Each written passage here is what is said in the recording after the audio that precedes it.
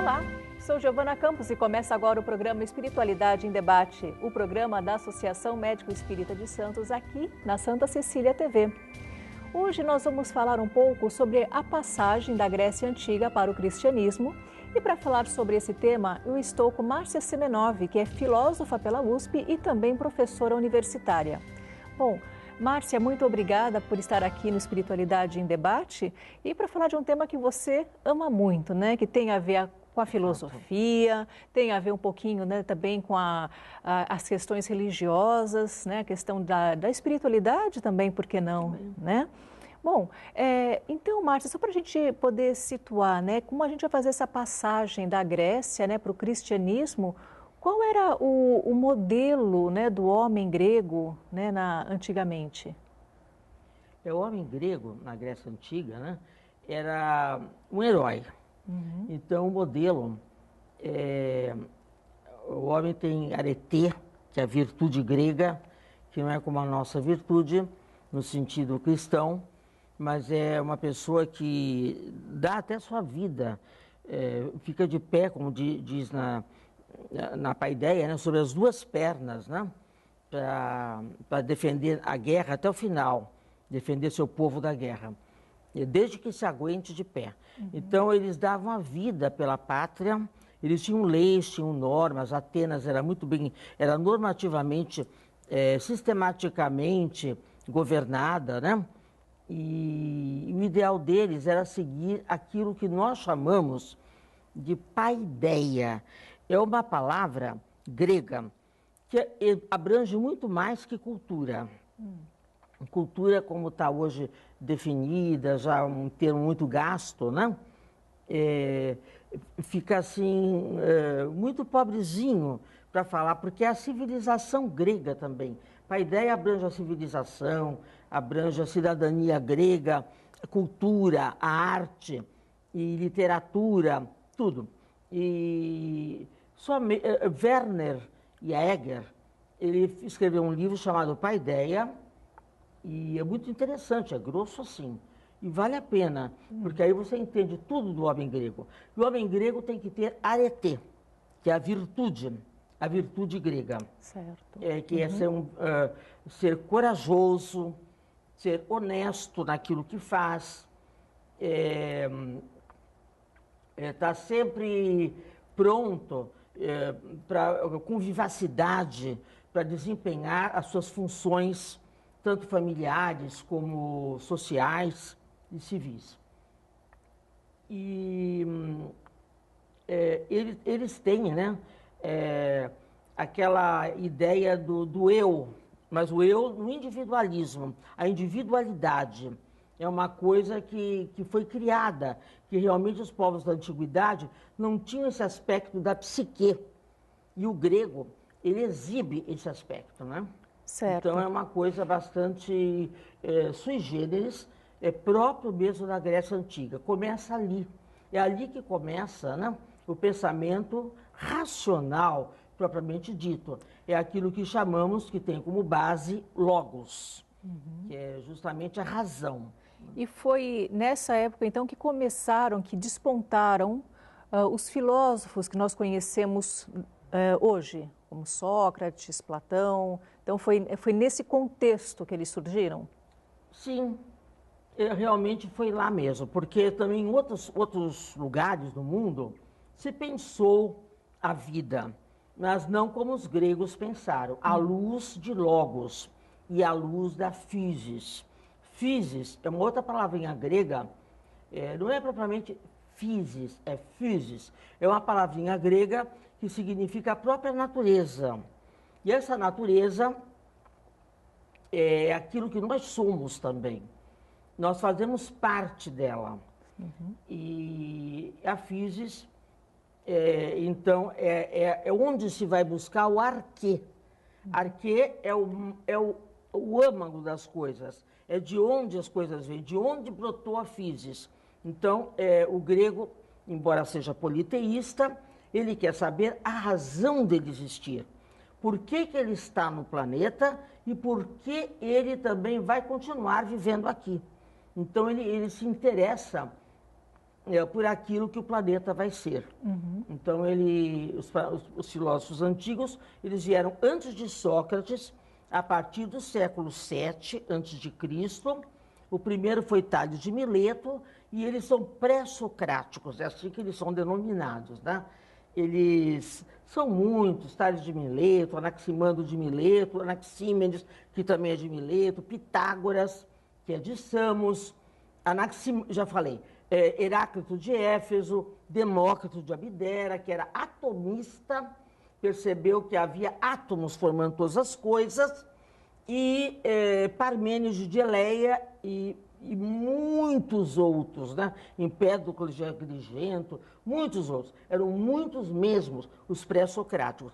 E junto com eles havia também os sofistas, que eram contrários. Os sofistas queriam ganhar dinheiro. Os filósofos não ganhavam dinheiro. Eles realmente se entregavam à filosofia. A filosofia é o saber relativo à amizade, relativo aos amigos. Então, é justamente esse centro de amizades, né? Em volta da Sofia, que é o saber. E Filos é amigo, né? O amigo é o amigo da sabedoria, né? Do saber. Isso, o filósofo é o amigo da sabedoria. Então, eles já apareceram justamente para ser o contraste dos sofistas. Os sofistas se chamavam sábios e ganhavam muito dinheiro. E justamente os filósofos não eram endinheirados, não. Também naquela época havia professores, os didásculos, havia uma formação feita assim, os gramaticóis, que eram professores também. Então, esses professores todos tinham escolas também, como Isócrates. Isócrates tinha escola. E nessa escola ele ensinava ginástica, ensinava gramática, ensinava oratória. Já não, é outro tipo de saber, mas foi bem contemporâneo à época de Sócrates, que só surge no século V. E vive o século V, toda a sua vida durante o século V AC. Sócrates já veio com algumas ideias mais espiritualizadas, correto? Sim, totalmente correto. Que é justamente o que não eram os pré-socráticos, né? Eles eram um pouco espiritualizados perto de Sócrates, né? E como que se deu essa descoberta ou essa iluminação, se pode dizer assim, por parte de Sócrates? Porque nós temos o período pré-socrático onde não se falava, onde não se debatiam essas coisas do período posterior à morte, né, do que poderia acontecer. Aconteceu algo, né, nesse contexto, né, dessa época? Bom, eu tenho que corrigir de certa forma, porque Pitágoras já era bem espiritualizado também. E tinha até a escola dele, né, a pitagórica, em Samos, ele regia aquilo lá como um verdadeiro sacerdócio, né? E há outros também, como, por exemplo, Anaxímenes, que fala no ar, pneuma é espírito, né? E ele fala que o arquê, o início de tudo, seria o ar. Mas, bem dizer, foi Sócrates mesmo que começa a se interessar pela alma, devido ao conhece-te a ti mesmo. Ele fala que é importante nós termos esse autoconhecimento, e esse autoconhecimento é buscado, e é necessário buscar o outro para ter o autoconhecimento. É o amigo que vai ajudar-nos no autoconhecimento. Então, conhece a ti mesmo. Tem também a douta ignorância, que é ligada, né? O indivíduo saber que nada sabe. Então, a partir daí é que se começa a pesquisar mais a própria vida. Quando a pessoa desmonta toda uma estrutura do que pensava que era o saber para si, e devido ao individualismo, no sentido do eu próprio, o indivíduo vai voltando-se para o espírito. Mas não é um individualismo egoísta, é um individualismo ligado à consciência, à autoconsciência. E, então, nesse desenvolvimento da autoconsciência, né? O indivíduo a pessoa, né? A pessoa mesmo vai descobrindo-se e vai buscando espiritualmente, né? Todo aquilo que vem a ser o seu poder, E aí as palavras de um Deus interior. Tanto que Sócrates, ele tinha o daimon, ele sempre conversava com o daimon. Daimon seria hoje um espírito. Na verdade, pode-se falar um anjo, se a pessoa acreditar mais em anjos do que espíritos. E ele conversava com o anjo dele, que é o anjo da guarda, e tinha dias que ele discutia muito com o daimon. Então, ele era uma pessoa assim, que se vestia muito mal, com a mesma roupa, tanto no frio como no calor, né? E mesmo assim era cercado de pessoas devido ao seu conteúdo. Os jovens todos eram fascinados por ele. Certo. Então, apesar, né, desses dados, né, que você acabou de nos trazer, que ele era uma pessoa que se vestia... Era feio. Feio, eu ia ser mais simpática. Eu ia falar medianamente, mas não, que ele se vestia de uma maneira mais feia. Uma pessoa que falava com o daimon, né, que a gente pode falar que é um espírito, que é um anjo, ou seja, talvez um louco da nossa época, né? Quando nós falamos sozinho, as pessoas acabam nos olhando torto. Como que ele era visto no seu meio? Ele era respeitado por sua sabedoria? A sabedoria, suas prontas respostas, o uso da consciência e os seus métodos de trabalho, né? Ele, quando percebia que uma pessoa se julgava dona da verdade, né? Que a verdade tem que ser buscada, segundo Sócrates, é aletheia ou aletheia, tem que ser buscada. A verdade grega é uma só. Ela tem que ser buscada. Não existe verdade aqui, verdade ali, verdade. Tem que buscar a verdade. E essa verdade, quando ele percebia que a pessoa estava encrencada consigo mesma e pensava que sabia o que era virtude, por exemplo, né? E que nem no Menon, que é um diálogo, ele pergunta para o Menon, né, se realmente, já que ele sabe, que ele diga o que é virtude para ele. Então, o Menon cai nessa, né, e começa a falar. A virtude tem a virtude da flor, tudo como sendo aretê. Uma flor cheirosa, perfumada. Tem a virtude da mulher, quando ela é bela, silenciosa, né? Tem a virtude do homem, quando ele é heróico, corajoso e inteligente. Então, há muitas virtudes. Então, Sócrates falou, poxa, eu te pedi para você me dizer o que é a virtude, né? Mas você me veio com tantas virtudes, Menon, a gente já não sabe mais então o que é a virtude. Então, assim, ele refuta Menon. E Menon fala, é verdade, e agora, Sócrates? Fala, vamos procurar. Aí, então, ele usa outro método, que é a maiêutica. Primeiro, ele destrói o edifício de erros. Depois, ele começa a dar à luz, que é o parto de ideias, da própria pessoa, extraindo delas respostas. Certo. Foi o que ele fez com Menon no diálogo. Então, Márcia, para a gente continuar, né, esse bate-papo sobre a Grécia Antiga e os filósofos, nós vamos deixar para o próximo bloco. Voltamos já já.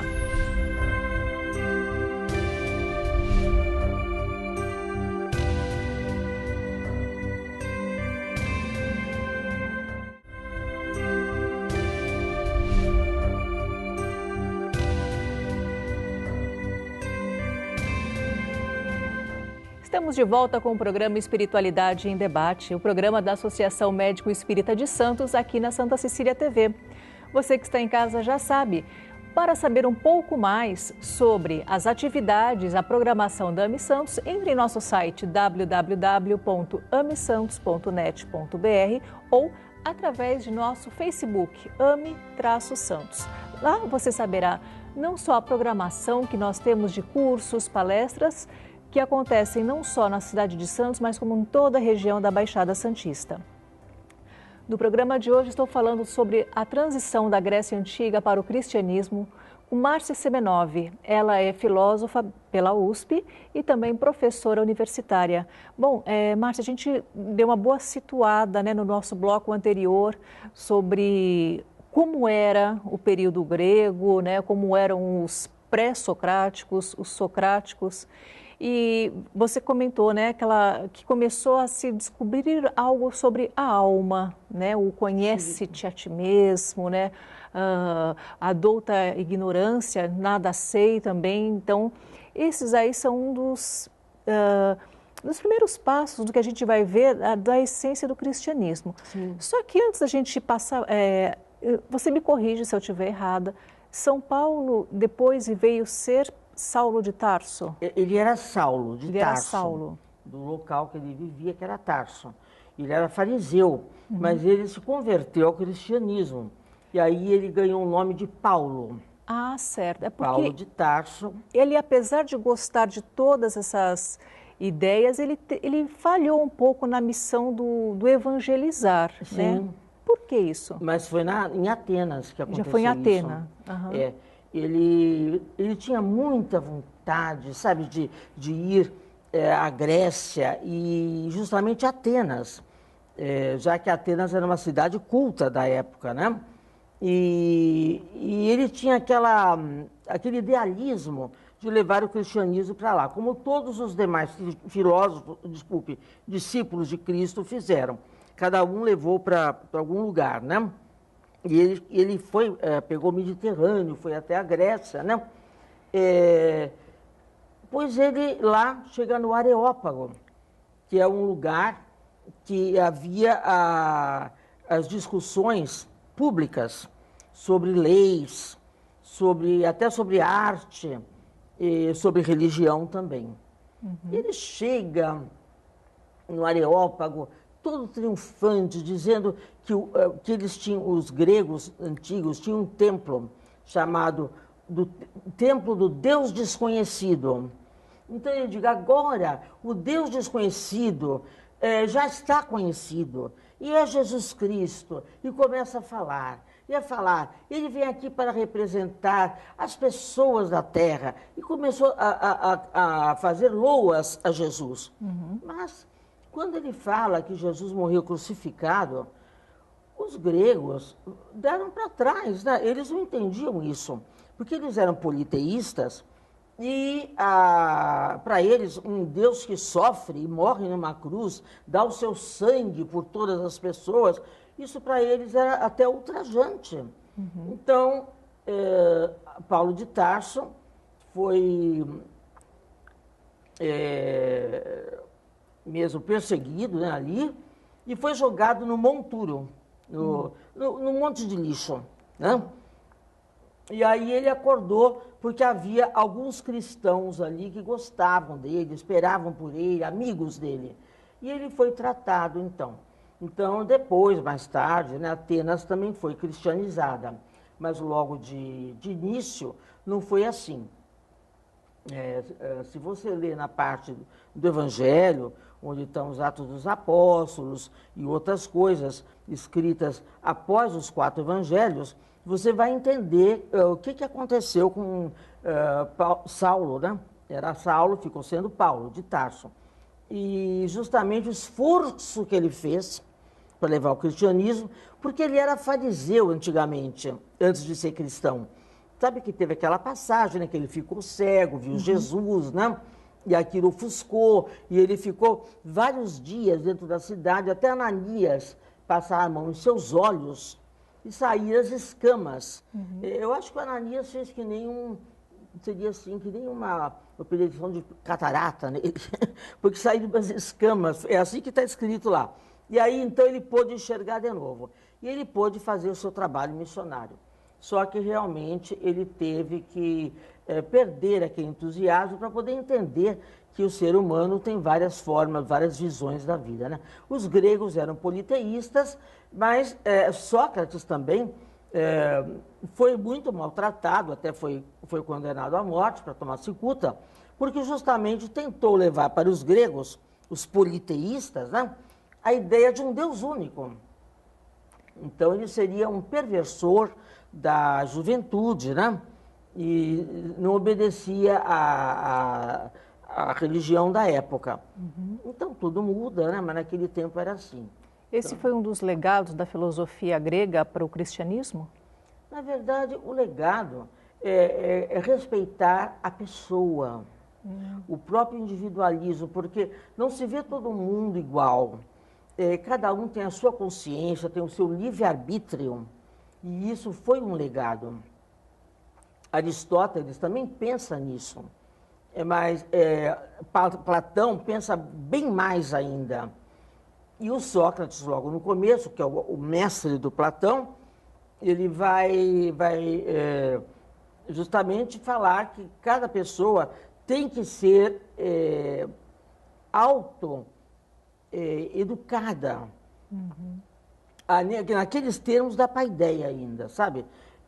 Ainda é paideia como se fala, né?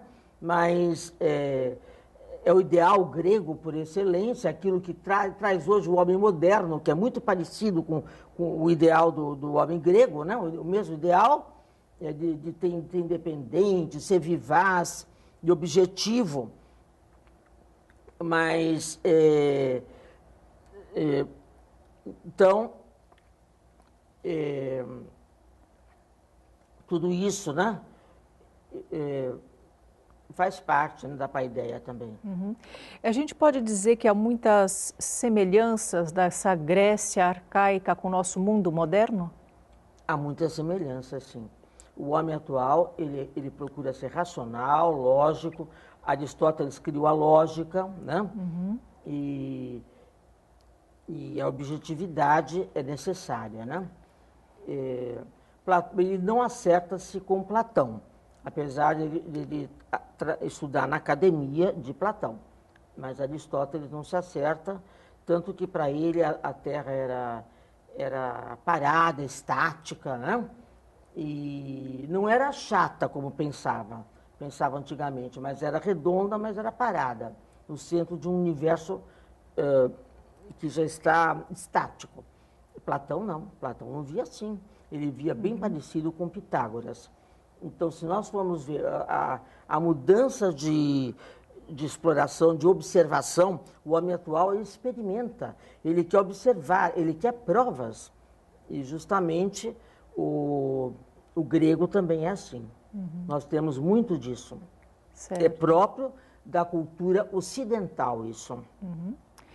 Bom, a gente falou um pouquinho do grego, né? Essa passagem no cristianismo, da evangelização. Para a gente dar uma arrematada com o espiritismo, a gente pode fazer alguma intersecção entre as ideias de Sócrates, Platão, Aristóteles e o legado de Kardec? De certa forma, nós até já fizemos, né? Porque o legado de Kardec justamente vai trazer aquilo tudo que Platão e Sócrates falaram, né? Se você pegar o mito da caverna na República, você vai ver que existe lá, existe a explicação da caverna. E homens estão no fundo da caverna, em Eicasia. Eles vão passar para pistes. Então, em primeiro lugar, estão vendo coisas materiais, depois passam para as opiniões, para a doxa, que são as crenças. E outros homens que conseguem se desatar dos nós da Eicasia, eles conseguem subir de Anoia, que é a subida da caverna. São nomes gregos, mas essa de Anoia é difícil de ser subida. Mas ainda não é Noésis, é Noia, mas não é Noésis. Noésis, que é a iluminação perfeita, virá depois, quando se sair da caverna. Então, este mundo, segundo Kardec, são provas, são expiações que nós estamos passando. E é necessário sair dele para poder ver o que tem lá fora, as ideias perfeitas. Depois, cada um tem sua missão, e se tiver a missão de entrar dentro dessa caverna de novo, é para auxiliar os outros. Aí já vem de lá instruído, né? Segundo Sócrates, essa é a missão do filósofo, esclarecer e dizer, né, o que é a verdade e o amor. E o amor também tem as suas escalas, né? Vai desde as coisas materiais, de uma pessoa para outra, até chegar ao belo absoluto, que é fora da caverna. Certo. Será que deu para entender alguma Deu. coisa? Deu. Aí eu vou te falar uma coisinha, Márcia. Para quem está começando, porque assim, filosofia são poucas pessoas, né, que gostam, né? Para quem está começando no Espiritismo e quer saber um pouco mais de filosofia, o que você indica como leitura? Bom, tem a leitura filosófica, propriamente dita, né? E tem o Evangelho. O Evangelho seria algo bem assim, palatável, bem suave, para começar a entender, correto? É verdade. Vai se entendendo a ideia das reencarnações, para quem tem limitações quanto a essa ideia, vai se entendendo muito devagar e depois de muita leitura. Até você ver na filosofia hindu, você vê ali as reencarnações. Só que é dentro de uma outra mentalidade. É uma mentalidade própria de Oriente, e o homem grego, ele é diferente, até na arte dele, até parece que são figuras andando, né? São aqueles homens, a estátua de Aquiles, a estátua das deusas, a gente vê as formas humanas, né? Isso você não vê na arte japonesa, em outras artes que não dão as minúcias da forma humana, né? Os romanos pegaram isso de nós, e o homem objetivo também pega isso. Então eu acho que tem que estudar para entender o Espiritismo, estudar muito, e eu estou estudando. Eu acho que o Livro dos Espíritos é muito importante, o Evangelho é muito importante. Sem Evangelho, fora da caridade, não há salvação, né? Correto. Bom, Márcia, eu agradeço muitíssimo a sua vinda aqui no Espiritualidade em Debate. E lembrando também que a Márcia faz parte, né, do curso de Ciência, Saúde e Espiritualidade que ocorre no Santa Cecília, todos os sábados, né? Então, nós seremos, né, para quem se matricular no curso, nós seremos contemplados com algumas das aulas que vão versar sobre filosofia também, sobre o cristianismo, sobre a Grécia, correto? Correto. Então, para quem se interessou sobre o tema, sempre vai ter um pouquinho mais durante os sábados, a partir das 2 da tarde, correto? 2h30, né? Isso mesmo. Maravilha. Pega a tarde, né? Pela tarde toda. Bom, você que está em casa já sabe, Espiritualidade em Debate, inédito, toda quarta-feira às 18 horas. Eu espero você neste mesmo horário semana que vem. Até lá!